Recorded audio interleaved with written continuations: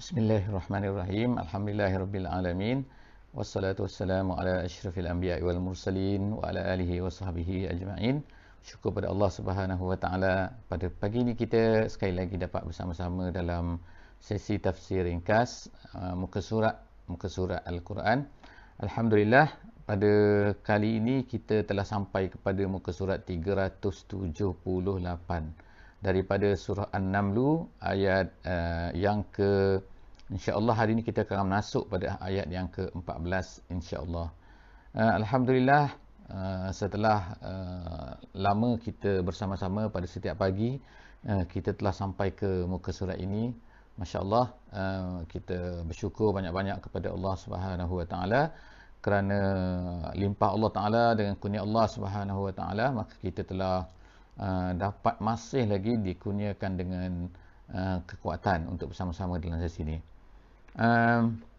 InsyaAllah dalam pagi ini kita akan membaca kisah, masih lagi membaca kisah sambungan daripada cerita tentang Nabi Musa AS. Jadi saya mungkin kembali semula kepada tema surah ini, iaitu surah An-Naml, surah semut yang kita baca pada kali ini.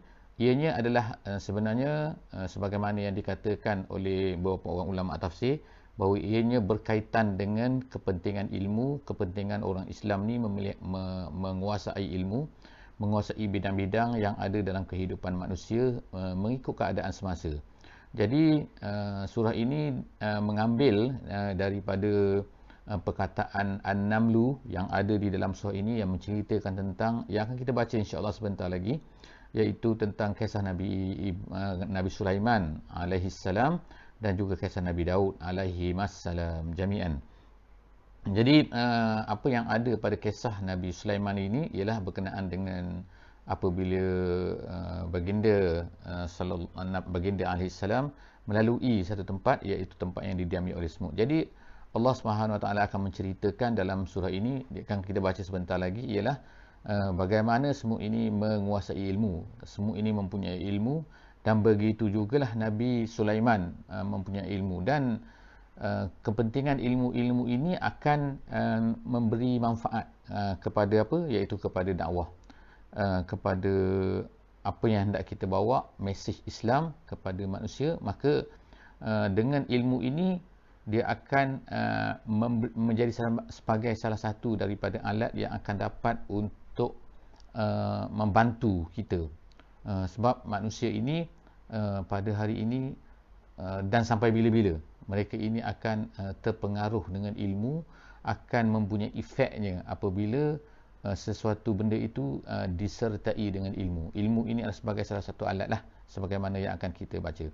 Jadi kita masih lagi bersama, insya-Allah kita kembali semula kepada ayat kita, iaitu tentang kisah Nabi Musa alaihi salam. Jadi ingat balik, iaitu apakah tema kepada surah ini. Surah ini ialah perlunya as-saitarah dan juga iaitu penguasaan kita terhadap al-ilm, iaitu dalam apa-apa masa sekalipun, demi untuk mencapai matlamat Islam, iaitu pentingnya ilmu, tetapi dengan syarat adalah tujuannya ialah untuk menyampaikan dakwah.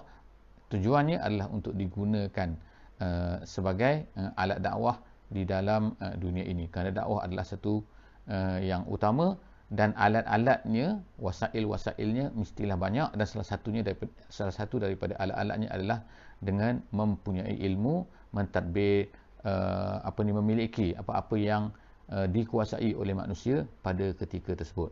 Kita balik semula kepada kisah Nabi Musa alaihi salam dengan Firaun.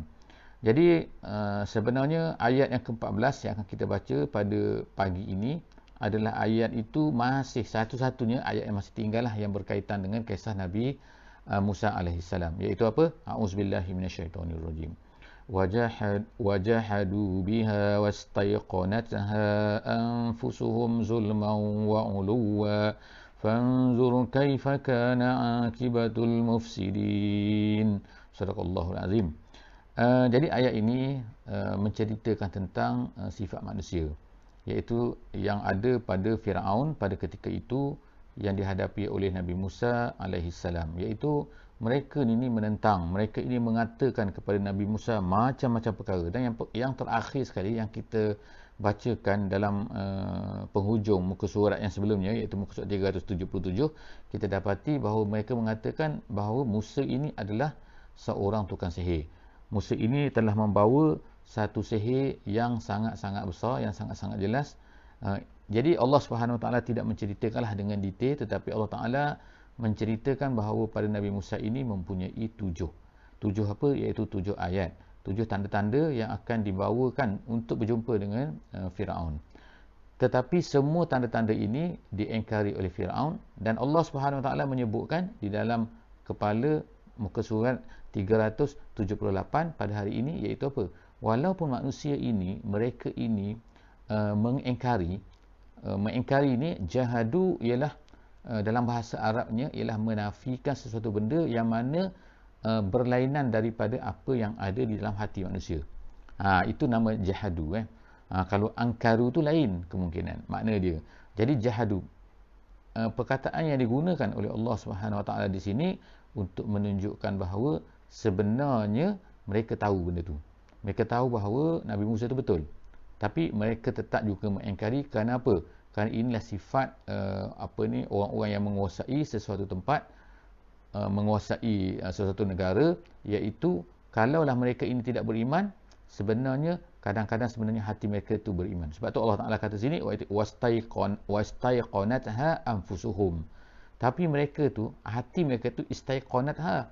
Hati mereka itu anfusuhum, makna diri mereka. Jadi diri mereka tu sebenarnya adalah yakin dengan apa yang dibawa oleh Nabi Musa AS. Tetapi mereka menolaknya. Wajahadu. Kenapa? Sebabnya ialah zulman wa uluwa. Itulah dua sebab kenapa manusia, Allah Ta'ala sebut sini, iaitu kenapa manusia ni kadang-kadang dia mengingkari satu benda walaupun dia tahu bahawa benda itu adalah betul. Kenapa? Kerana zalim, dan yang kedua kerana uluwa, kerana takabur. Jadi kerana takabur ni sebenarnya menghantui, merosakkan banyak benda. Dan sebagaimana iblis yang pertama juga dihalau oleh Allah Subhanahu Wa Taala di dalam syurga. Kerana apa? Kerana dia inilah aba wastakbara. Kerana dia ni adalah merasa diri dia besar. Istakbara, kabara kan? Kabura maknanya besar. Jadi istakbara, merasa diri dia besar. Jadi sebab tu, sebab apa? Sebab dia diciptakan daripada api. Itu saja kan? Padahal siapa yang ciptakan dia? Bukan dia menciptakan diri dia. Allah Ta'ala yang mencipta dia. Jadi tiba-tiba dia merasa besar dengan apa yang telah diciptakan oleh Allah Subhanahu Wa Taala itu. Jadi begitulah manusia ini, dia menolak apa yang dia tahu bahawa benda itu adalah betul hanya semata-mata kerana apa? Kerana uluwa. Jadi Allah Taala kata, fanzur kaifa kana akibatul mufsidin. Jadi tengoklah apa yang telah terjadi. Jadi ayat ini disebutkan oleh ulama tafsir, dia mengatakan bahawa apa? Ini adalah tasliyah lagi kepada Nabi kita sallallahu alaihi wasallam, iaitu fanzur, lihatlah Muhammad, kaifa kana akibatul mufsidin. Lihatlah wahai Muhammad, lihatlah wahai pendakwah, lihatlah kepada oleh kita semua bahawa apakah akibat, iaitu pengakhiran yang terjadi kepada orang-orang mufsid, orang-orang yang jahat, orang merosak atas muka bumi ini. Akhirnya mereka ini akan dihancurkan oleh Allah Subhanahu Wa Taala, iaitu ditenggelamkan oleh Allah Taala di dalam laut, sebagaimana yang berlaku kepada Firaun. Kemudian Allah Ta'ala bawa kita selepas daripada itu pada ayat yang ke-15 ini untuk melihat lagi kepada kisah yang baru, iaitu kisah Nabi Sulaiman dan juga kisah Nabi Daud AS. Jadi kisah ini, kisah Nabi Daud dan juga Nabi Sulaiman ni, kedua-dua mereka ni adalah merupakan cucu cicit lah kita kata kepada Nabi Nabi Musa dan juga Nabi Yaqub daripada Bani Israel. Jadi sebagaimana kita telah tahu bahawa Nabi Yaqub dan juga Nabi Yusuf alaihi wassalam jami'an, mereka semua ni telah berpindah daripada Madian, kemudian mereka ni telah pergi ke Mesir. Jadi apabila berada di Mesir, kemudian mereka ni menjadi ramai di Mesir dan kemudian tetapi kemudian mereka telah diperhambakan oleh Firaun, oleh orang Kipti lah pada masa itu. Jadi kemudian selepas daripada itu, mereka ni telah dibawa keluar daripada negeri Mesir oleh Nabi Musa AS, dan kemudian mereka telah disesatkan kerana kejahatan mereka. Kejahatan Bani Israel itu, mereka disesatkan dikatakan di Semenanjung Sinai. Jadi sebab itulah Semenanjung Sinai ini salah satu daripada nama yang diberinya ialah apa kan, kawasan di Semenanjung Sinai itu, iaitu At-Tih, dia katakan. Iaitu teh ni artinya sesat maknanya. Iaitu tempat di mana 40 tahun mereka ini sesat, Bani Israil ini sesat di dalam semenanjung Sinai, tak dapat nak keluar, tak jumpa jalan keluar kan, sehingga habislah keturunan yang pertama tu, kemudian datanglah keturunan yang baru. Jadi mereka ini diarahkan oleh Allah Subhanahu Wa Taala untuk pergi ke Palestin untuk membebaskan Palestin daripada mereka-mereka yang telah kontrol, iaitu orang kafir yang telah menguasai Palestin. Jadi pada ketika inilah maka Nabi Daud alaihissalam telah menjadi nabi, dan dia telah dapat membunuh kan dalam tentera Talut dan Jalut tu, perlawanan tu, akhirnya Daud telah menjadi raja kepada negeri tu. Tapi selepas daripada tu, ianya diwarisi oleh anak beliau, anak Nabi Daud, iaitu Nabi Sulaiman alaihimussalam jami'an. Jadi apa yang Allah Taala nak sebut kat sini ialah walaqad ataina Dawuda wa Sulaimana ilman. Allah Taala sebut sini ialah ilmu. Jadi Allah Ta'ala menyebutkan sini, sebagaimana ulama tafsir menyebutkan, dia kata kenapa disebutkan perkataan ilmu. Sini nak ceritakan tentang kebesaran ilmu, kepentingan ilmu. Jadi apakah yang dimaksudkan dengan ilmu di sini ialah termasuk ilmu semua, segala-galanya. Termasuk ilmu dunia dan juga ilmu akhirat dan juga ilmu dunia. Dan Nabi Sulaiman dan Nabi Daud ni diberikan kelebihan daripada nabi-nabi yang lain, iaitu kelebihan untuk memerintah pada ketika itu. Jadi Allah SWT sebutkan, tapi apa yang diberikan pada mereka ialah al-ilmu. Jadi ilmu, sebagaimana kita sebut semalam, dalam bahasa moden ni, dalam bahasa Arab moden, mereka menterjemahkan ilmu ini ialah sains pun sebagai. Sebab itulah kalau fakulti sains di negeri Arab dinamakan sebagai fakulti al-ulum, Kulliyatul Ulum. Kulliyatul Ulum artinya ialah fakulti sains, sciences. Jadi sebab apa kat situ mereka akan belajar sains. Jadi ilmu ni, sains ni adalah sebagai salah satu ilmu.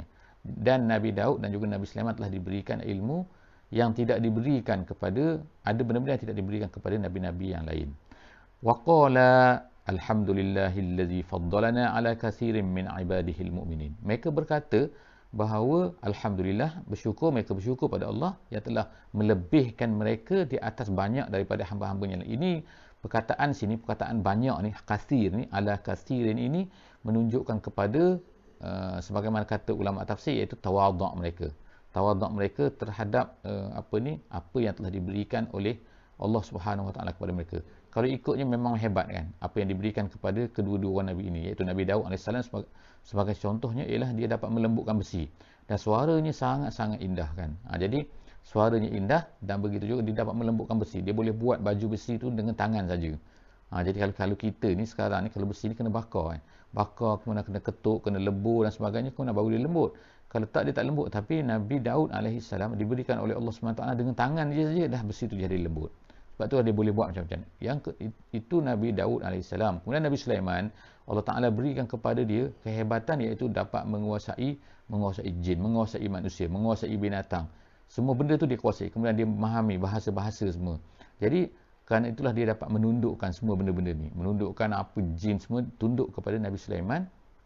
Kenapa? Kerana ilmu yang diberikan oleh Allah. Bagaimana? Sampai sekarang kita tahu kan, manusia tak mampu lagi untuk menguasai jin, menguasai binatang dan sebagainya kan. Bolehlah kadang-kadang tu menguasai anjing kan. Tapi itu pun sebahagian. Kadang-kadang anjing tu gigit dia balik. Jadi menunjukkan bahawa penguasaan ini tidak wujud sepenuhnya pada manusia pada hari ini. Manusia dapat mungkin menguasai benda lain lah, menguasai benda-benda fizik dinamakan sebagai ilmu fizik, dan juga menguasai benda-benda mungkin chemistry kan, iaitu benda-benda kimia. Jadi kimia, fizik itu manusia boleh menguasai. Kemudian manusia boleh menguasai biologi manusia, iaitu menguasai nilahkan kedoktoran dan sebagainya. Tetapi tidak sepenuhnya. Jadi maknanya kat sini, apa yang diberikan oleh Allah Subhanahu Wa Taala kepada Nabi Sulaiman dari sudut ilmu ini memang hebat. Jadi sebab itulah mereka bersyukur. Tapi mereka masih lagi tawaduk, dan mereka tidak mengatakan bahawa kamu telah berikan kepada kami lebih daripada segala manusia. Tidak kan. Dia masih sebut lagi ala kathirin min ibadi. Dia masih merasai bahawa ada lagi mungkin orang yang lebih hebat daripada mereka. Jadi ayat ini ada kaitannya dengan kisah burung Hud, sebagaimana yang akan kita bacalah pada penghujung muka surat ini. Kemudian seterusnya Allah SWT sebutkan wa warisa Sulaimanu Dawuda. Nabi Sulaiman telah mewarisi Nabi Daud. Jadi mewarisi apa kat situ? Mewarisi kerajaan dan juga mewarisi an-nubuwah, iaitu menjadi nabi. Nabi Daud ada anak-anak yang lain, tetapi Allah Subhanahu Wa Taala hanya memberikan kenabian ini kepada Nabi Sulaiman sahaja. Sebab tu dia kata wawarisa. Bukannya mewarisi harta. Kerana apa? Kerana mengikut sebagaimana satu hadis, bahawa harta ni tidak boleh diwarisi oleh para Nabi. Nabi kata, kami para Nabi tidak mewarisi. Tidak mewarisi makna harta-harta. Sebagaimana Nabi kita SAW juga, Nabi Muhammad, harta-hartanya tidak diwarisi. Kerana Nabi SAW mengatakan begitu kan. Jadi walaupun Nabi Daud ni adalah seorang Nabi yang kaya, tetapi kerana dia tidak diwarisi, jadi apa yang diwarisi oleh Nabi Sulaiman AS ialah mewarisi al-mulk wan nubuwah. Wa qala ya ayyuhan nas ullimna mantiqat tayr. Jadi disebutkan kat sini, wahai manusia, kata Nabi Sulaiman, kami telah diajar sini, ialah disebutkan kami kat sini untuk menunjukkan tawaduknya mantiqat tayr. Mantiqat tayr maknanya bahasa burung. Maknanya dia boleh faham jadi daripada sini kita boleh faham juga secara langsung kata ulama tafsir ialah bahawa apa, burung-burung dan juga binatang-binatang ini semua tu sebenarnya mempunyai bahasa-bahasa mereka sendiri ketika mereka bercakap. Tapi manusia tengok kan, sampai sekarang tak tahu kan. Manusia mungkin boleh kata bahawa ikan lumba-lumba dan juga ikan paus bila mereka berbunyi tu dia faham. Begitu juga kita tengok kan, ayam, itik, bila dipanggil dia buat bunyi sesuatu, dia faham kan. Begitu juga kita tengok kan, binatang yang paling kecil semut contohnya kan, yang kita boleh lihat lah. Ada lagi binatang kecil tapi binatang kecil pun kita tengok dia berjumpa, dia bercakap Jadi maknanya kat sini dia ada bahasa dia yang sendiri, yang tersendiri. Jadi Nabi Sulaiman boleh faham benda ni. Wa utina min kulli syai, dan kami diberikan dengan segala sesuatu. Inna hadza lahul fadlul mubin. Ini semua Nabi Sulaiman kata ini adalah satu fadlul mubin, satu kelebihan yang sangat nyata. Wa husyira li Sulaiman. Kemudian berlakulah cerita kat sini, iaitu Nabi Sulaiman telah mengumpulkan, kalau ikutnya dikumpulkan untuk Sulaiman kan. Jadi Allah SWT sebutkan sini bahawa sebenarnya apa yang dicapai oleh Nabi Sulaiman ni sebenarnya ialah bukannya datang daripada diri sendiri, tetapi Allah Subhanahu Wa Taala. Jadi dikumpulkan untuk Nabi Sulaiman ini junuduhu minal jinni wal ins. Jadi tentera dia pada satu hari itu dia telah mengumpulkan semua tentera dia daripada jin, daripada manusia, dan juga wat-tayr, dan juga daripada burung. Fahum yuzaun. Kemudian disebutkan iaitu fahum yuzaun, dan mereka ini yuzaun ini artinya ialah dalam bahasa Arab ialah yumnaun. Yumnaun artinya ialah ditegah. Jadi apa maksud ditegah kat sini? Yuzaun. Kalau ikut ada bahasa juga yuzaun ini didistributkan, tetapi maksud yuzaun sebagaimana yang ada dalam sebuah kata-kata yang masyhur, kata-kata Sayyidina Uthman, sesungguhnya Allah Taala ini la yaz'u bil Quran ma la yaz'u bis sultan. Innallaha la yaz'u bis sultan ma la yaz'u bil Quran. Jadi yaz'u ni ulama-ulama katakan makna sini ialah menegah. Jadi apa maksud menegah kat sini? Binatang-binatang tu, tentera-tentera Nabi Sulaiman tu dikumpulkan kemudian ditegah. Ditegah apa? Iaitu mereka ni tidak boleh buat ikut suka hati mereka. Mereka itu disusun kan. Ada yang duduk di depan, ada yang duduk di belakang. Jadi itu maksud ditegah. Ditegah artinya ialah mereka ini tidak boleh berada di tempat yang mereka suka hati nak duduk. Tapi mereka ini telah disusun. Jadi mungkin ada orang kata itu didistributkan tu. Tapi maksud asalnya saya sebut ialah yuzaun, artinya ialah ditegah. Kemudian tu hatta iza atau ala wadin namli. Jadi kita sampai kepada cerita tentang wadin namli kat sini, iaitu wadi itu lembah semut. Satu tempat kawasan di mana semut ni banyak kat situ. Kemudian qalat namlatun, berkatalah namlah. Namlah ni kalau ikutnya ialah seekor semut betina. Dan menurut satu tafsir dia kata dia ni adalah raja kepada kumpulan semut itu. Apa dia cakap? Dia kata ya ayyuhan namlu, wahai semut, dia kata udkhulu masakinakum, masuk ke dalam rumah kamu semua. La yahtimannakum Sulaimanu wa junuduh, jangan nanti kamu akan dihancurkan oleh Nabi Sulaiman dan juga tentera-tenteranya. Wahum la yash'urun, sedangkan mereka itu tidak menyedari, tidak tidak tahu kan mereka ni telah merosakkan kamu semua. Jadi kat sini, oleh kerana semut ni kecil kita tahu kan. Yang pertamanya, yang keduanya semut ni ada tempat dia.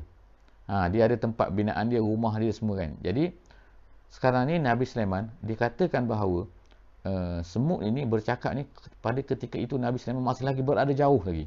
beberapa kilometer. Dia kata kalau ikut dalam ni, dia kata salah satu amyal, iaitu 3 batu. Bukan 3 batu lah, maknanya lebih kurangnya, tapi jaraknya jauh.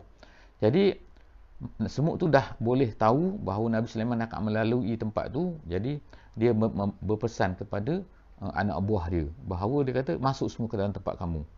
Jadi kemudian dia kata jangan kamu nanti akan dirosakkan, dihancurkan oleh tentera Sulaiman ni, sedangkan dia tidak menyedari. Jadi disebutkan sini tidak menyedari untuk menunjukkan apa, bahawa sebenarnya tentera Nabi Sulaiman ini telah seolah-olahnya mempunyai arahan dah bahawa jangan merosakkan di atas muka bumi ini.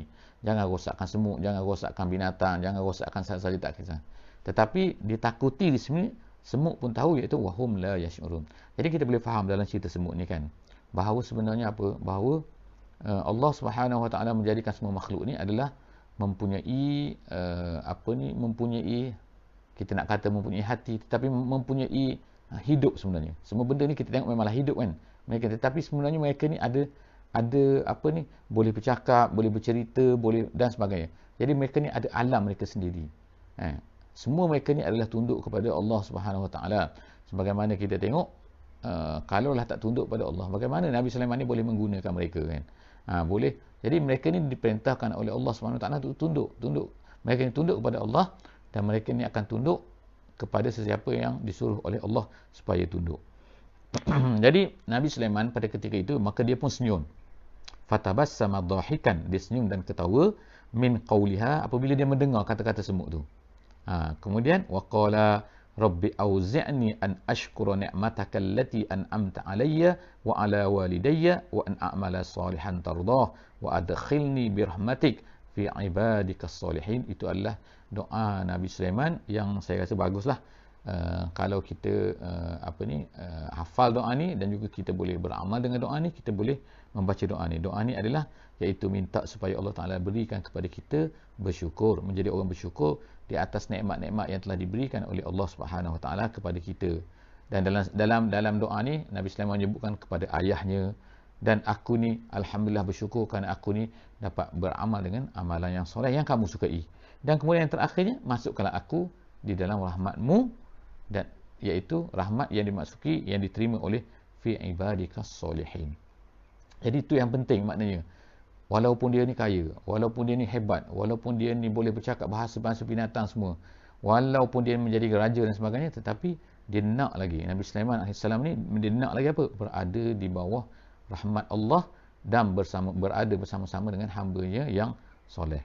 Ayat seterusnya ialah cerita tentang Nabi Sulaiman dan juga burung hudhud. Wa tafaqqadat tayra. Jadi tafaqqada ni ialah artinya, menurut tafsir kata ialah dia pergi bertanya khabar, kemudian pergi tanya, dia check, gitu kan, maknanya kita tengok kan, burung-burung bagaimana semua, burung-burung mana pergi, tiba-tiba Nabi Sulaiman mendapati, faqala ma liya la aral hudhuda, mana dia kata aku tak nampak burung hudhud ni, gimana? Kemudian dia kata, am kana minal ghaibin, ke dia tak ada, ke dia hilang, ke tak datang. Sebab jadi Nabi Sulaiman ini mengajar kepada ketua-ketua, mengajar kepada orang atas, iaitu apabila tak nampak seseorang, kemungkinan dia ni tak ada, kemungkinan dia ada, saya tak nampak tapi kemungkinan dia tak ada betul. Jadi tetapi dia tidak buat assumption dulu kan, dia tak buat satu keputusan dulu, dia hanya ke ni ataupun ini ataupun ini. Jadi inilah cara bagaimana seorang ketua tu berhadapan dengan orang anak buah dia. La u'azzibannahu. Kemudian barulah dia kata, kalau dia ni memang tak ada, aku akan azab dia, aku akan denda dia, aku akan perkenakan apa-apalah kepada dia. Tapi yang terhadap burung ni, Nabi Sulaiman kata azaban syadidan au la azbahannah, ataupun aku akan sembelih dia. Itu maknanya hukuman habis tu. Kalau maknanya dia teruk sangat kan. Jadi apa kata, ataupun lagi apa dia kata, au layak tianni bisultani mubin, ataupun dia bawa datang kepada aku dengan satu sultan. Sultan ni bukan sultan tapi membawa dengan satu ilmu yang nyata, satu ilmu yang jelas, maknanya satu sebab lah, satu benda yang betul-betul clear, barulah aku nak. Kalau kita sekarang ni kan, ada apa, Oh, ada MC lah kan. Kenapa tak datang ni? Tak ada, pergi mana? Oh, tengok-tengok rupa-rupanya dia accident. Akhirnya dia bawa MC, tengok-tengok betul MC yang betul. Jadi itu maknanya adalah Sultan Al-Mubin ni. Bukannya cakap tapi mana suratnya? Itu bukan Sultan Mubin Sultan Mubin tu ialah benda yang clear. Jadi apa yang berlaku pada masa tu ialah fama kasa ghaira ba'in. Fama kasa ghaira ba'in artinya ialah dia duduk tak berapa lama selepas dia maknanya bukan maknanya dia tak jauh daripada situ, bukan, tapi fama kasa ghaira ba'in ni maknanya tidak lama selepas daripada itu, maka dia kata faqala ahadtu bima lam tuhid bihi wajituka min sab'in binaba'in yaqin. Burung Hud kata, maka dia kata tak berapa lama selepas tu dah ada datang balik tu. Lalu apa yang dia kata? Dia kata ahadtu bima lam tuhid bih. Aku ada benda yang mana aku bawa benda, satu berita yang mana daripada negeri Sabak yang kamu tak tahu. Kenapa disebutkan isu ni? Kata ulama sini ialah untuk untuk mengaitkan dengan apa yang disebutkan oleh Nabi Sulaiman di atas. Nabi Sulaiman sebutkan di atas, dia kata bahawa macam seolah macam dia tahu semua benda kan. Jadi benda-benda macam ni untuk menunjukkan bahawa manusia ni walaupun bagaimana dia tahu semua benda pun ada benda-benda juga dari segi ilmu yang kemungkinan dia tidak tahu, iaitu inilah yang dibawa oleh burung Hud. Jadi burung Hud ni salah satu daripada keistimewaan dia lah nak ceritanya.